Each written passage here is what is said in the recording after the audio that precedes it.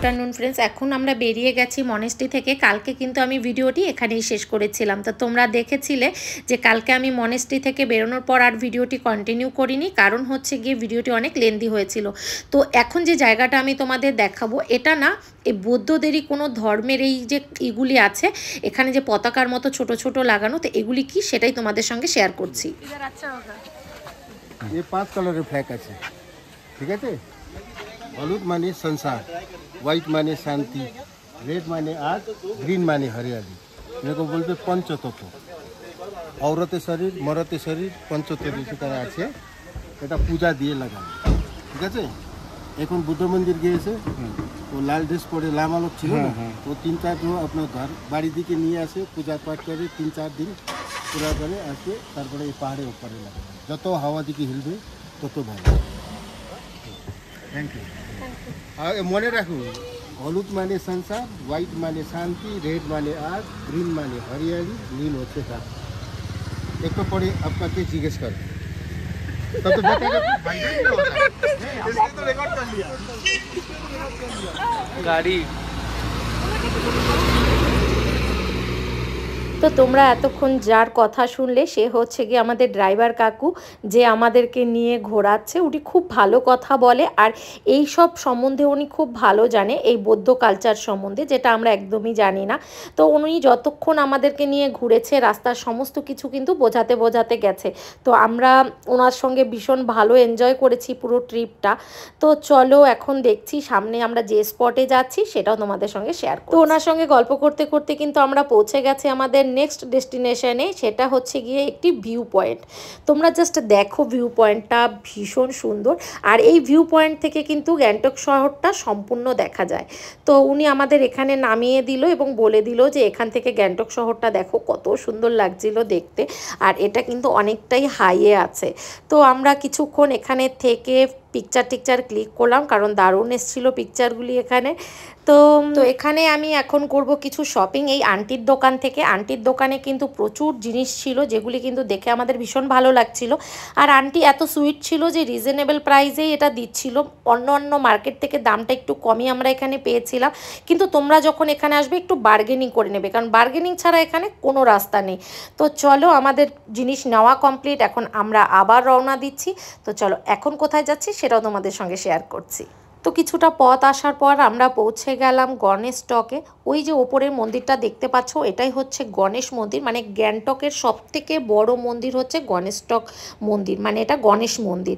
ভীষণ বড় মন্দির, উপরে যেতে হবে, দুধারে এরকম মার্কেট আছে, কিন্তু আমাদের শপিংয়ের কিছু নেই, আমরা এসেছি ভগবানের দর্শন করতে। তো ভগবানকে প্রণাম করে উঠে যাচ্ছি সিঁড়ি দিয়ে, অনেকটা উঁচুতেই উঠতে হয়। তো চলো আমরা সেখানে গিয়ে আগে ভগবানের জন্য কিছু প্রসাদ নিয়ে নেব। এখানে সমস্ত রকম ব্যবস্থা আছে, তোমরা নিচে জুতো খুলে হাত পা ধুয়ে এখান থেকে ফুল প্রসাদ নিয়ে নেবে, তারপর তোমাদের উঠতে হবে মেইন মন্দিরে। তো চলো আমার সঙ্গেও তোমরা ভগবানের দর্শন করো। তোমাদের কি বলবো, এখানে আসলে তোমরা মনের দিক থেকে বলবো যে অনেকটাই শান্তি পাবে, মানে এত সুন্দর লাগছিল মন্দিরটার ভেতরে আসার পর। মানে সত্যি কথা, পুরো ট্রিপটা যেন এখানে আসার পরে মনে হচ্ছে আমাদের সার্থক হয়ে গেল। তো তোমরা দেখতেই পাচ্ছ ভগবানের মূর্তিটা অনেকটা সুন্দর। তো চলো আমিও আশীর্বাদ নিচ্ছি, তোমরাও প্রণাম করে আশীর্বাদ নিয়ে নাও, এবং তারপর তোমাদের সঙ্গে আবার কথা বলছি।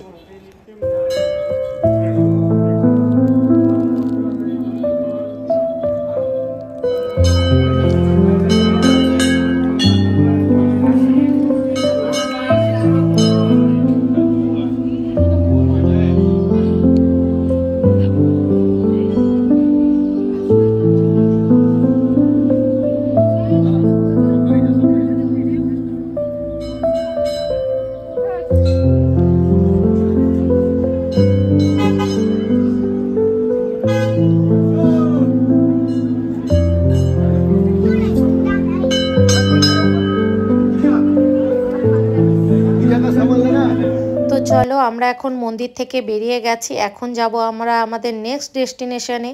তো চলো বেরিয়ে পড়ছি, সেখানে গিয়ে আবার কথা বলছি। আর ওয়েদারটা দেখো একটু বৃষ্টি বৃষ্টি।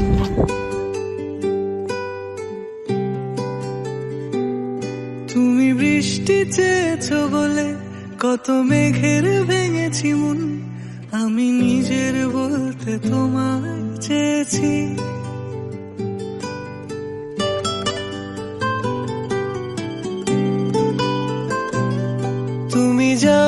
কিছুই বলে আজও পাল্টে ফেলিনি মন, শুধু নিজের বলতে তোমায় চেয়েছি।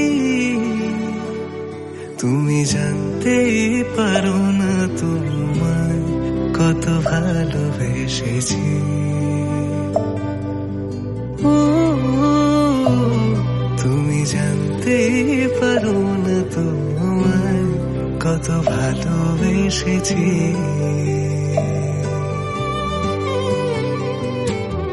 তুমি বৃষ্টি চেয়েছো বলে কত মেঘের ভেঙেছি। তো দেখতে দেখতে আমরা পৌঁছে গেছি আমাদের নেক্সট ডেস্টিনেশনে। এটা হচ্ছে হনুমান টক, মানে একটি বজরংবলীর মন্দির। এখানে মন্দিরটা আমি 21 বছর আগে যখন এসেছিলাম তখনের থেকে এখন একদমই আলাদা। তো এখানে আসার পর একটা আলাদাই মানসিক শান্তি তোমরা পাবে। মানে প্রচুর লোকের ভিড় ছিল সেদিন, আর তোমরা শুধু মূর্তিটা দেখো, দেখেই ভক্তি চলে আসবে। মানে এত সুন্দর মূর্তি কিন্তু আমাদের এখানে এরকম দেখা যায় না। আর পাহাড়ের চূড়ায় এত সুন্দর মন্দির, সেটা মানে কল্পনারও আমার বাইরে। আর এখানে কিন্তু তোমরা যখন উইন্টারে আসবে তখন কিন্তু এখানে বরফ পড়ে, কারণ এটা অনেকটা হিলে ছিল। তো আমরা এখানে পুজো দিলাম, নিচে প্রসাদ কিনতে পাওয়া যায়, সমস্ত কিছু তোমরা নিচেই পেয়ে যাবে। তো চলো, আমাদের পুজো দেওয়া কমপ্লিট। এখন আমরা যাচ্ছি, এর পাশেই আছে আরেকটি মন্দির যেখানে সমস্ত দেবদেবীর মূর্তি আছে। তো এখানে আমরা এখন একটু পুজো দেব, প্রণাম করব, তারপর আমরা বেরিয়ে যাব। তো চলো, আমার সঙ্গে সঙ্গে তোমরাও একটু প্রণাম করে নাও, ভগবানের আশীর্বাদ নিয়ে নাও। তো চলো, আমি এখান থেকে বেরিয়ে যাচ্ছি এবং পরে তোমাদের সঙ্গে আবার কথা বলছি। এবং হ্যাঁ, তোমাদের বারটাও ঘুরিয়ে দেখাবো যে এখান থেকে কিন্তু দেখতে সাইট সিনটা অপূর্ব।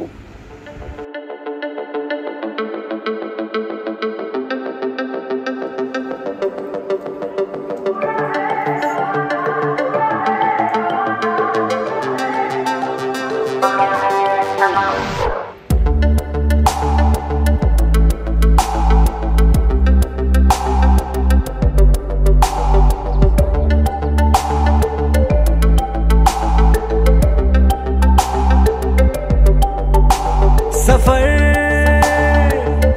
कैसा है ये सफर, मंजिलों